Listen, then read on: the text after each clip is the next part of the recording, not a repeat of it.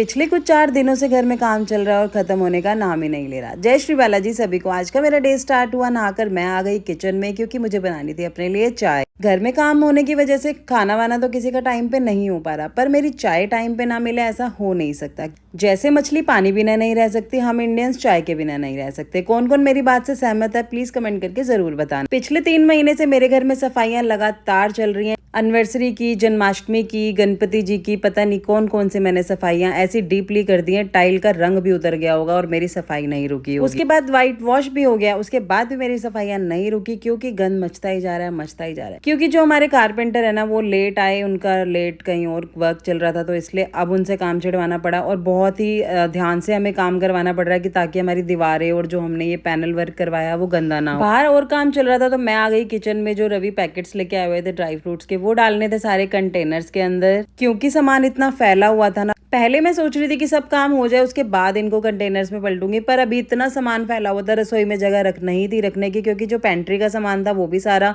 सोफे पे, किचन में, इधर उधर सब जगह फैला हुआ था। 2 कटोरी में मैंने काजू निकाले हनुमान जी को और कान्हा जी को भोग लगाने के लिए, और बाकी सभी कंटेनर्स में देखा क्या क्या सामान खत्म है वो मैंने सारा डाल दिया। एक कंटेनर में नहीं देखा तो 2-2 कंटेनर्स में एक ही ड्राई फ्रूट डला हुआ था और नाम अलग, मतलब जैसे अखरोट वाले में काजू डाले हुए हैं और काजू वाले में अखरोट डले हुए हैं। ये मेरे बच्चों के काम होते हैं। पूरे घर में इतनी मिट्टी हो रही थी ना, किच किच किच किच की क्या ही बताऊं। आप लकड़ी का काम छिड़वाओ, आपका 1 दिन के बजाय 4 दिन का काम हो जाता है, ये किसी ने सही बोला। और फाइनली यहाँ पल्ले भी लग चुके थे। जो पेंट्री पूरी थी वो आधी कट के माइक्रोवेव के लिए जगह निकल चुकी थी, जो कि 5 साल से मैंने ये माइक्रोवेव नहीं लगवाया था क्योंकि मेरे पास स्पेस नहीं समझ में आ रहा था किचन में कहाँ लगवाऊं।